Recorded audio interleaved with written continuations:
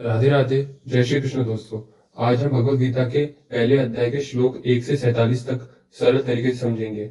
ये अध्याय अर्जुन विषाद योग कहलाता है, जिसमें अर्जुन के मन में उठ रहे सवाल और द्वंद्व को दर्शाया गया है।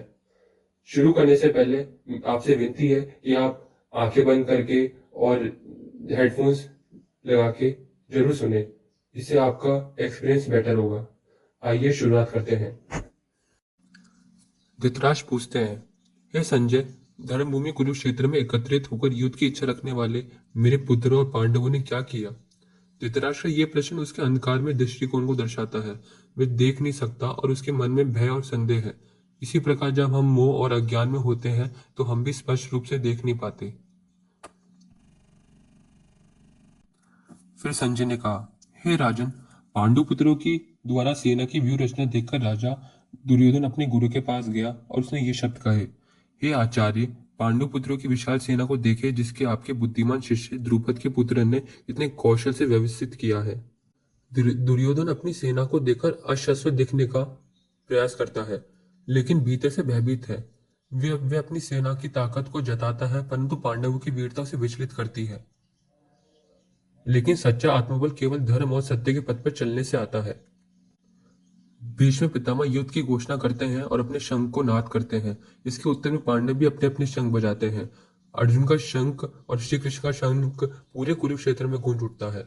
शंखनाद केवल युद्ध का उद्घोष नहीं है, ये आत्मबल और साहस का प्रतीक है। जब तुम अपने भीतर की शक्तियों को पहचानते हो तब तुम्हारा संकल्प दृढ़ होता है। ये वही क्षण है जब तुम्हें अपने कर्तव्य को स्मरण करना चाहिए।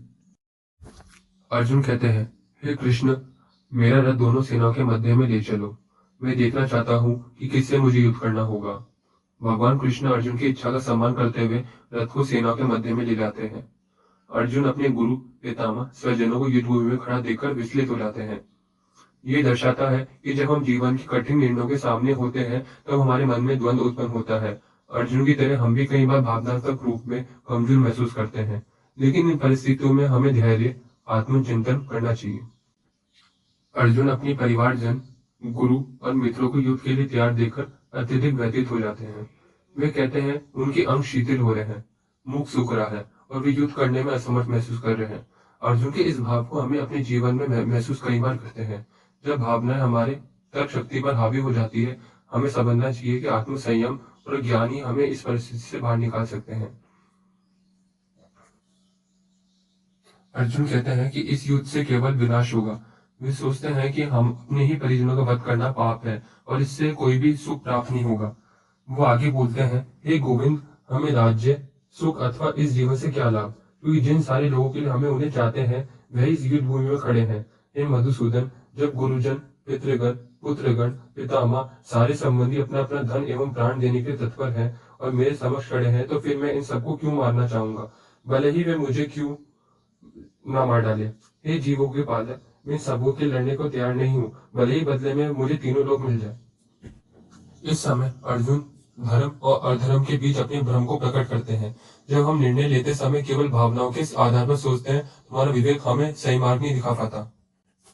अर्जुन आगे कहते हैं कि कुल के नाश से अधर्म बढ़ेगा और समाज में पापों की वृद्धि होगी। वे चिंतित है कि इससे सनातन कुल धर्म नष्ट हो जाएगा।